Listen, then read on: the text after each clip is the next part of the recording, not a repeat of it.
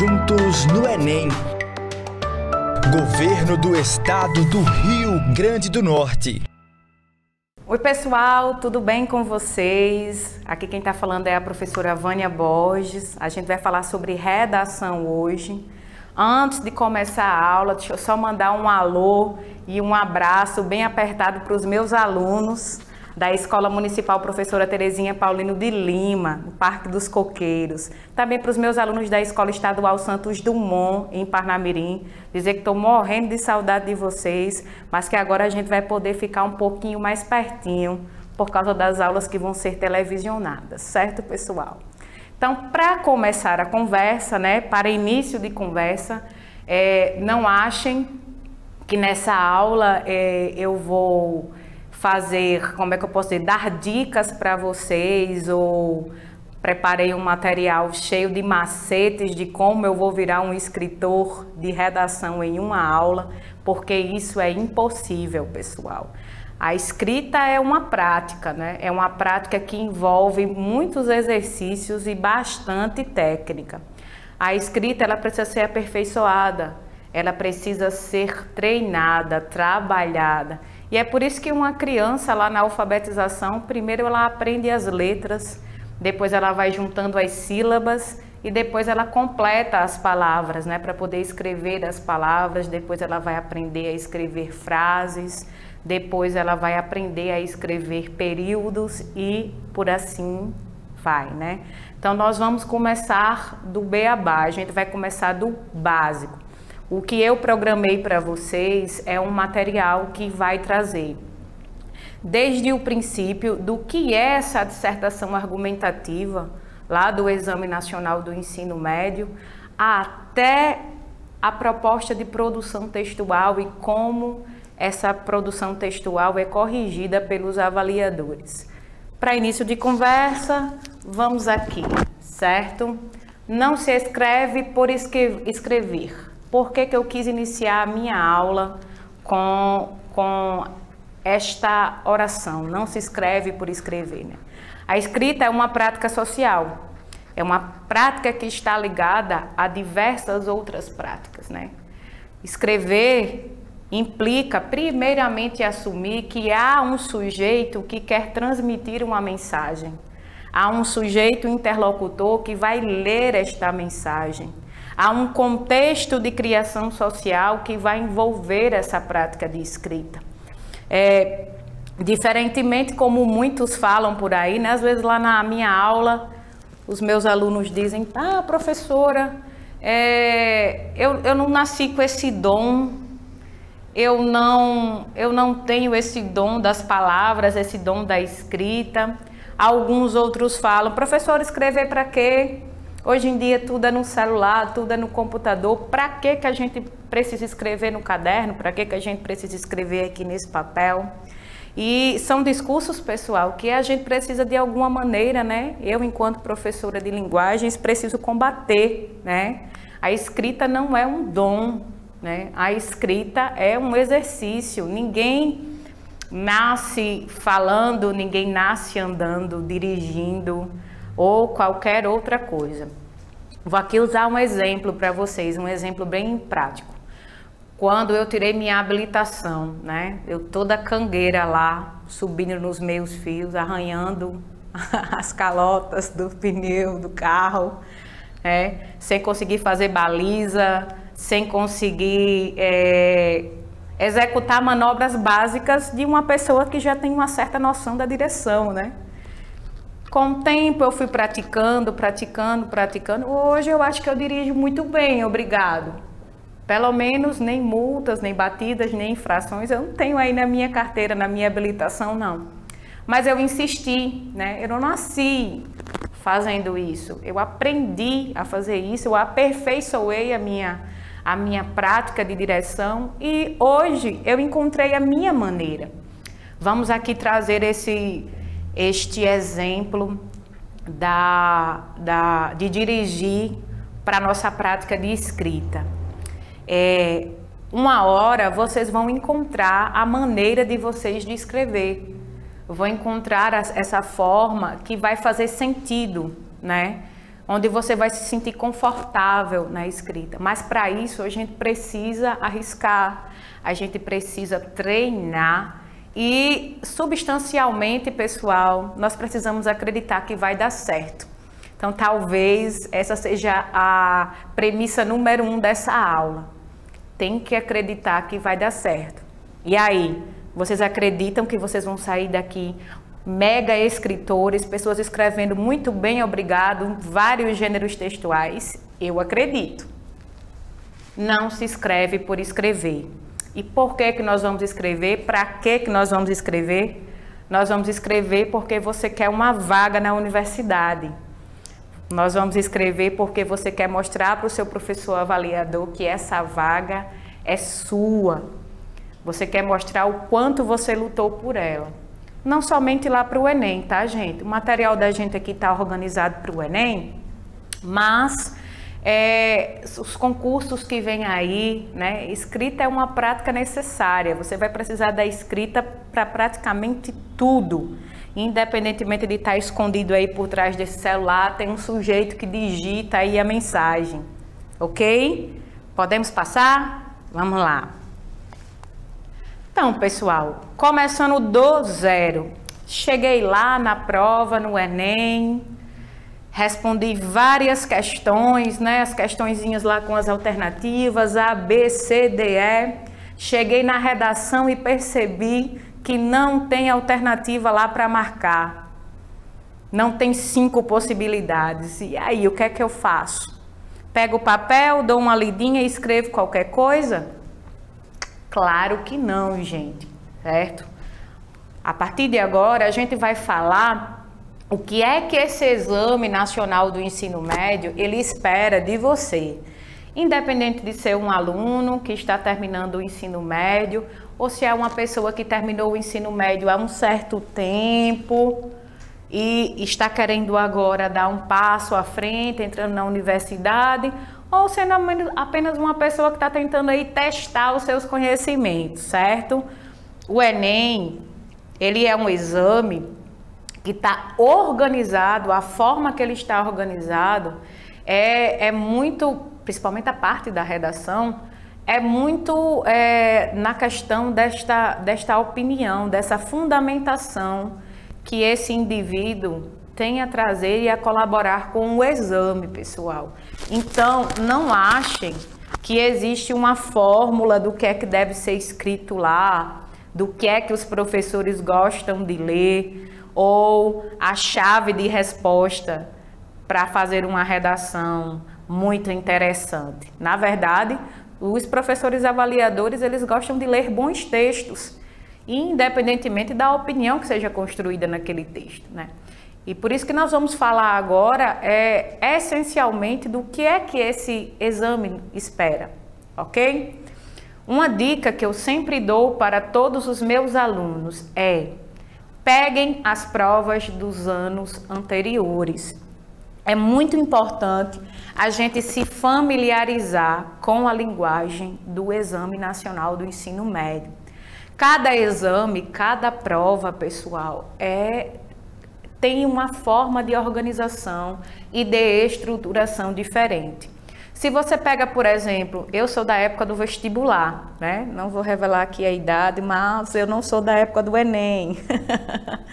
Se as provas do vestibular, elas tinham uma organização completamente diferente do Exame Nacional do Ensino Médio, do Enem.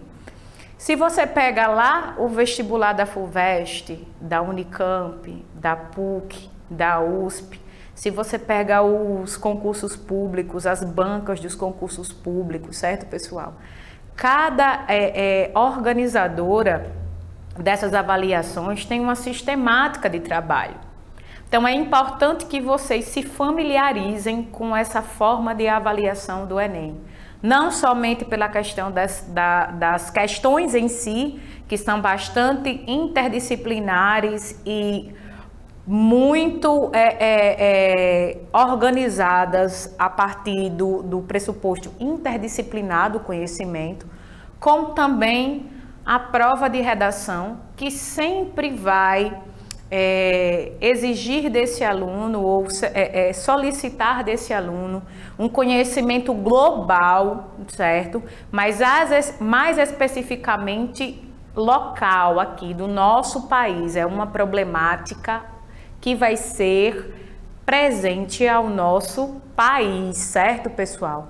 Então, não tem possibilidade, professora, de cair uma guerra lá do Irã no Enem?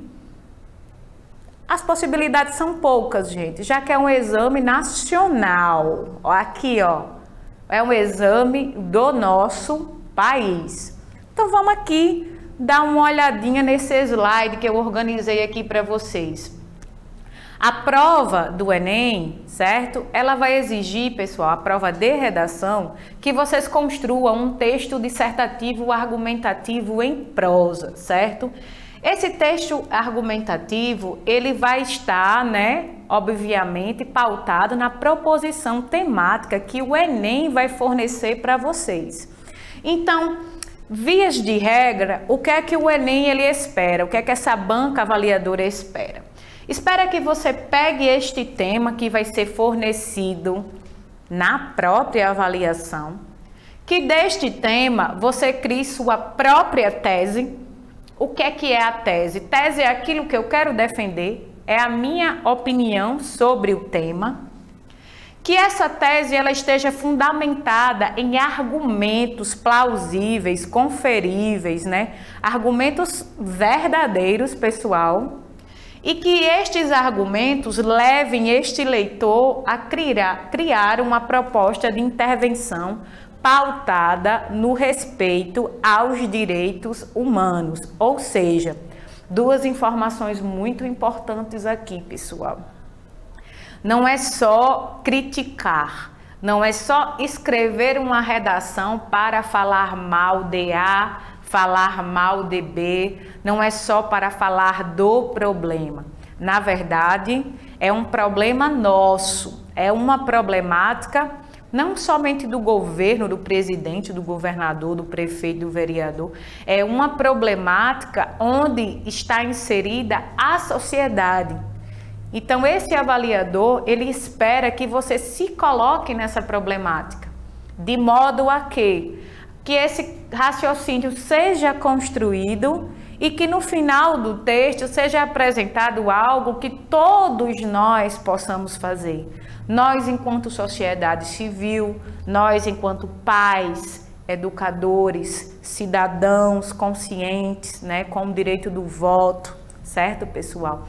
O problema é nosso. Então, se eu disser para vocês qual a estrutura é essa daqui, o tema, de onde será tirada a tese, que vai ser sustentada por argumentos, que vai ser finalizada com uma proposta de intervenção. Vou passar aqui, tá? Enfim, o que é esse texto dissertativo argumentativo? Porque as pessoas falam muito dessa redação, da redação do Enem, mas pouco é falado sobre este texto, o texto dissertativo argumentativo. Há uma confusão, gente, muito frequente que é feita em cima da tipologia desse texto, Então, como eu já mencionei para vocês anteriormente, o Enem, ele solicita uma tipologia textual, que é um texto de sequência híbrida. O que significa isso? É um texto que não é somente dissertativo e não é somente argumentativo. É um texto em que deve ser apresentada uma opinião sobre determinado tema, mas também essa opinião ela precisa ser argumentada, certo? Argumentada através de uma série de estratégias que nós vamos ver na próxima aula, viu, gente? Isso aí é conteúdo já para a próxima aula, mas de antemão vamos nos deter nisso aqui. Isso implica dizer, gente, que a tipologia desse texto, ela espera basicamente deste aluno, deste escritor, deste produtor de texto, a habilidade não somente para discorrer sobre qualquer tema, como também para justificar o seu posicionamento acerca desse tema, Se parar para pensar, é um pouquinho complicado.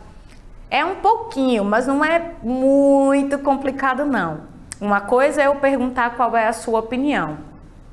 Você é a favor da prisão perpétua? Metade dos alunos aí vão dizer sim, metade da galera que está aí em casa vai dizer não. Mas enfim, a gente apenas falou a nossa opinião, sim, não. Agora vamos justificar essa opinião através de argumentos plausíveis. O que são argumentos plausíveis? São argumentos científicos, são argumentos que seguem a natureza lógica e racional da textualidade. Não são argumentos emocionais. Ah, porque eu acho e ponto final. Porque eu acho e ponto final não é argumento, tá, pessoal? Até porque achar não é ter certeza. Então já deixo aí essa dica para vocês. Nunca coloquem no texto eu acho. Quem acha não tem certeza de nada. Então, texto dissertativo argumentativo, ele vai ser observado a partir dessas duas potencialidades, a dissertação e a argumentação. E o objetivo desse texto, em última análise, é convencer o leitor de que o ponto de vista em relação à tese apresentada é acertado e relevante. Ou seja, independentemente lá da pessoa que corrigiu o meu texto concordar ou não com a minha opinião, ela vai perceber que a minha opinião está validada em uma tese bem fundamentada nos argumentos. Ok, pessoal? Vou passar. Enfim, vamos produzir um texto dissertativo argumentativo e esse texto dissertativo argumentativo ele vai ser corrigido só por ser um texto? Aqui, pessoal, entendam, a gente vai entender agora como é que a nossa redação ela é avaliada lá no Exame Nacional, certo? Então, são 5 competências. 5 competências básicas que são avaliadas no nosso texto, certo? Cada competência dessa é avaliada individualmente, certo, pessoal? Então, primeiro, o avaliador ele vai lá avaliar a competência 1, que é demonstrar o domínio da modalidade escrita formal da língua portuguesa. Esse escritor, né, este indivíduo, ele domina a modalidade padrão da língua portuguesa, ele sabe o regimento das regras, da sintaxe de uma maneira geral da língua portuguesa, certo? É isso que vai ser observado. Porque modalidade padrão, pessoal, vamos dar aqui uma grifada bem importante nesse termo, certo? Nós, enquanto falantes deste idioma, né, desta língua, a língua portuguesa, nós possuímos diversas linguagens diferentes. Basta dar uma olhadinha aqui na variação linguística do Nordeste, certo? Se tiver paulista, sulista, carioca aí assistindo essa aula, vai dizer: essa professora de português é legitimamente nordestina. Olha o sotaque aqui da pessoa. Olha aqui, a pessoa não nega de onde veio, certo? Inclusive, vou aqui mandar um abraço, não negando de onde vim. Vou mandar um abraço pro pessoal do Cobé, em Veracruz, que é de onde eu vi, viu? Um beijo, pessoal, com muito orgulho, certo? Sotaque legitimamente nordestino, certo, pessoal? Sou falante de língua portuguesa, mas tenho uma variação linguística muito regional, impregnada no meu vocabulário.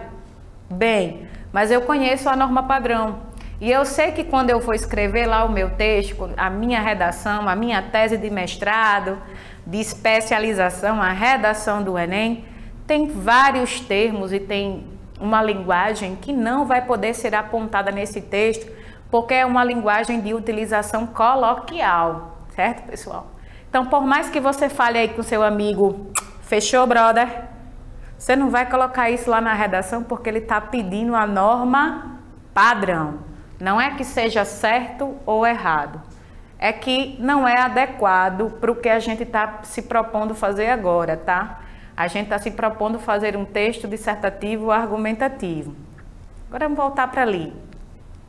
A competência número 2, compreender a proposta de intervenção e aplicar conceitos de várias áreas do conhecimento para desenvolver o tema, dentro dos limites estruturais do texto dissertativo argumentativo em prosa. Essa palavrinha em prosa, ela gera uma certa confusão nos alunos. Que os alunos acham que em prosa é porque é para você conversar, vamos aqui prosear. E não é não, viu, gente? O texto em prova é o texto dissertativo escrito em parágrafos, certo? Em parágrafos lá, separadinho, períodos. Existe o texto em prosa e existe o texto em poesia, certo? Que é o que é escrito em versos, em estrofes, certo? Você não vai escrever uma poesia lá no Enem, você vai escrever uma prosa. Então essa prosa ela vai ser dividida em períodos, em parágrafos. Vou aproveitar aqui para vocês e deixar uma dica também, tá? Como vocês só vão ter 30 linhas lá na redação, a gente acha que 30 linhas é o espaço do mundo todo. Não é, tá, gente? 30 linhas aí, você vai desenvolver uma média de 4 ou 5 parágrafos. Se você prestar atenção, não são muitas linhas para cada parágrafo. Eu não recomendo muito que o aluno desenvolva essa dissertação em apenas 3 parágrafos, porque fica uma para a introdução, uma para o desenvolvimento e uma para a conclusão. Aí, pessoal, fica muita informação misturada e pode causar aí problemas de coesão, de coerência. Então vamos deixar aí uns 2 parágrafozinhos para argumentação, um para a proposta de intervenção e um somente para a tese, ok, pessoal? É uma dica já que eu deixo para vocês. Vamos para a competência número 3. Competência número 3, selecionar, relacionar, organizar e interpretar informações, fatos, opiniões e argumentos em defesa de um ponto de vista. A competência número 3 nada mais é do que a argumentação. E a gente vai ter uma aula aqui só sobre argumentação. Estratégias argumentativas, tipos de argumento, o que é que eu posso utilizar lá na minha redação do Enem. Posso utilizar poema, posso utilizar revista, posso utilizar novela, filme, música. Aguardem as cenas dos próximos capítulos, ok, pessoal? Competência número 4, demonstrar conhecimento dos mecanismos linguísticos necessários para a construção da argumentação, coesão e coerência. Não basta saber sobre o tema, não basta só dar uma opinião, conhecer a norma padrão da língua e saber o que são argumentos, certo, pessoal?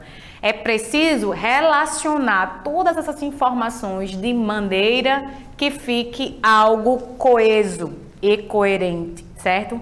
Organizar essas informações em um bloco estrutural que forneça para esse leitor uma visão panorâmica do que eu pretendo falar sobre este assunto, certo? Eu acho que a competência número 4, salvo engano, seja a que mais penaliza os textos dos alunos, né? Porque uma coisa é eu falar sobre um tema, outra coisa completamente diferente é eu ir lá e escrever essa sentença, né? Quando eu falo, eu posso utilizar a norma coloquial. Quando eu escrevo, né, e em se tratando de uma avaliação, eu preciso seguir a norma padrão. Por fim, gente, elaborar uma proposta de intervenção para o problema abordado, respeitando os direitos humanos. Veja que existe uma competência somente para avaliar a proposta de intervenção. Então, somente a competência número 5, uma fechadinha.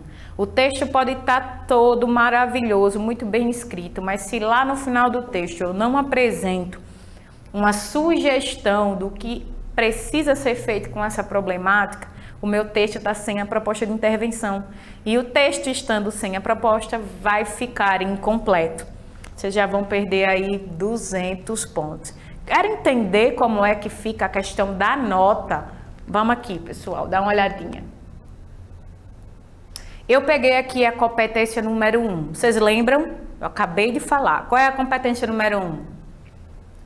Tem um monte de gente aí em casa que não está sabendo responder. Tá vendo? Não estão prestando atenção na aula. Pessoal, competência número 1 é o domínio da norma padrão, tá? Peguei a competência número 1 e essa competência ela vai ser avaliada de acordo com essa escala aqui, ó, gente. 200 a 0 pontos. Aqui não vai acontecer. Em nome de Jesus, não irá acontecer isso aqui. Esse 0 está repreendido. Todos nós queremos os 200 pontos aqui na competência. Se parar para pensar, é matemática básica, tá? Nós temos 5 competências. Cada competência vale 200 pontos. Então, se a gente for fazer aí a multiplicação, a somatória final são os 1000 pontos. Significa dizer que a redação que tirou 1000 pontos é uma redação perfeita? De maneira nenhuma. Não existe texto perfeito. Não existe redação perfeita. Nenhum aluno que tirou 1000 pontos lá na redação do Enem escreveu um texto perfeito, pessoal. Essas pessoas apenas escreveram textos muito bons.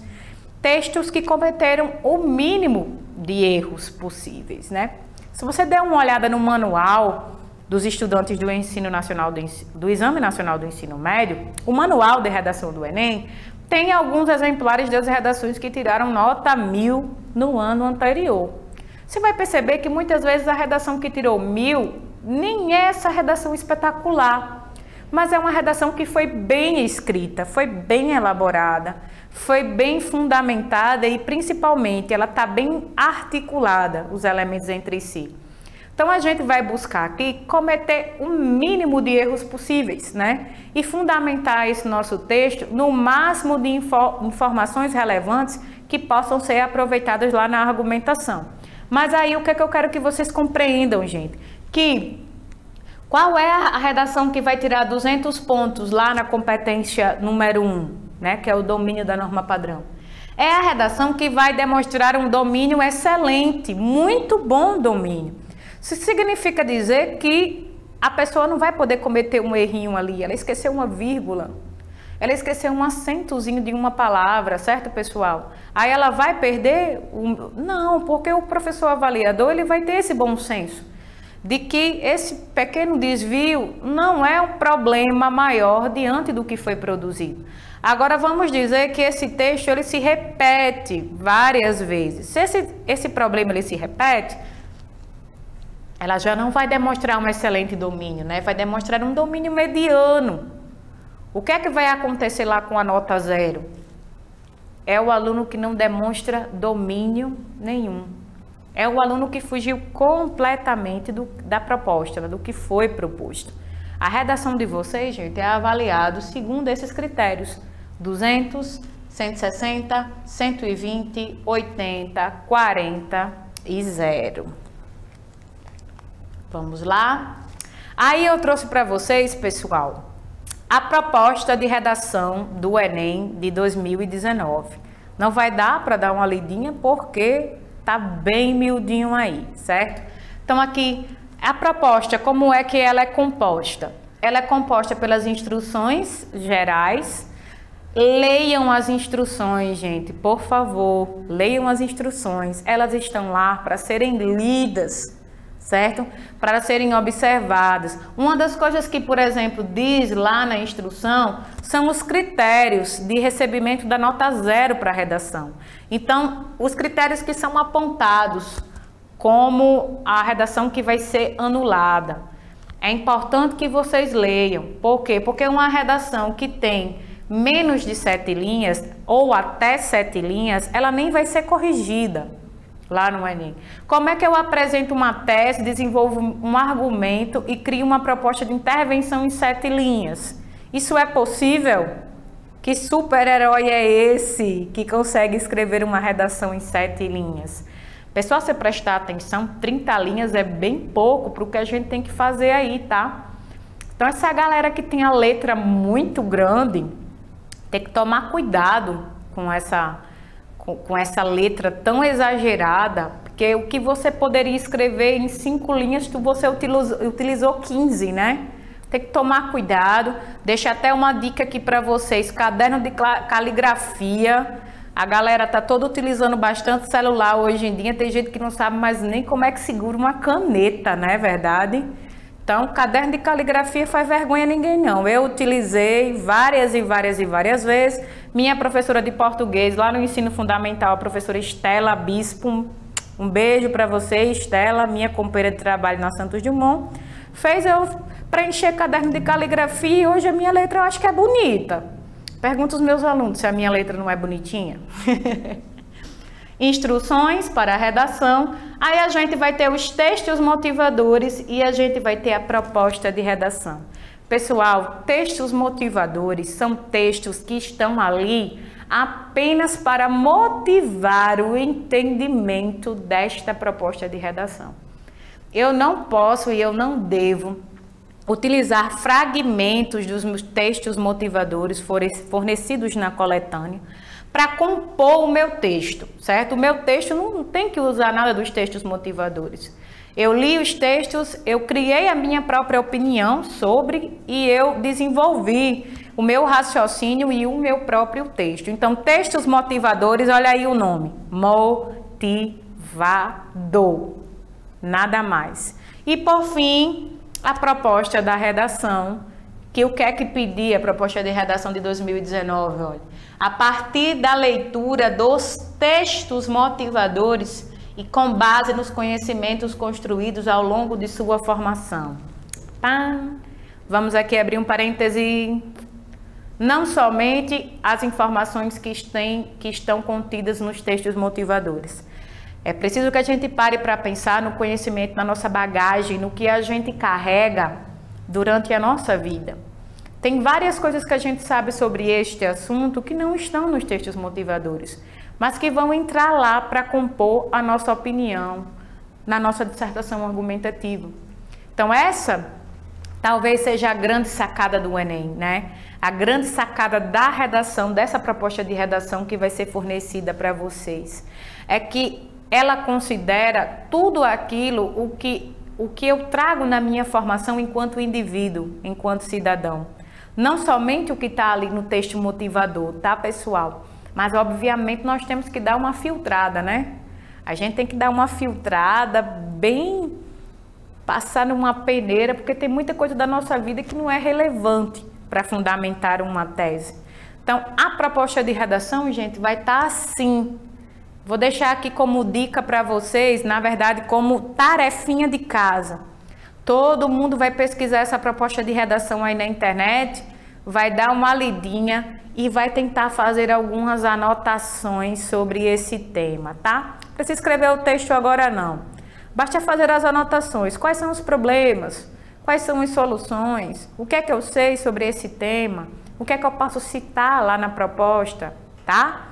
Que na próxima aula, quando a gente for falar sobre argumentação, a gente vai utilizar essas anotações de vocês aí.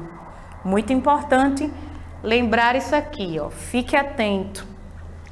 Se sua redação apresentar fuga ao tema e não atender à estrutura dissertativa argumentativa, ela não será avaliada em nenhuma das competências. Ou seja, se a redação de vocês fugir completamente do tema e se esse texto não for um texto dissertativo argumentativo, ele não vai ser avaliado, tá, pessoal? Aí é o que a gente, um medo muito grande que os professores têm, porque ninguém quer que o seu aluno passe pela experiência de anular uma redação, de tirar zero, certo? Mas isso não vai acontecer. Por quê? Porque nós vamos estar juntos aqui até o final do ano, até o exame lá, juntinhos, discutindo. Vou trazer sempre para vocês a minha experiência enquanto produtora de textos também, não somente professora, a minha experiência enquanto gente, enquanto ser humano, certo, pessoal? Lembrem que eu estou professora, eu nem sempre fui professora. Um dia eu fui uma aluna aí, como vocês, sentada de frente à televisão, esperando dicas ou o máximo de informações que pudesse fazer sentido, né?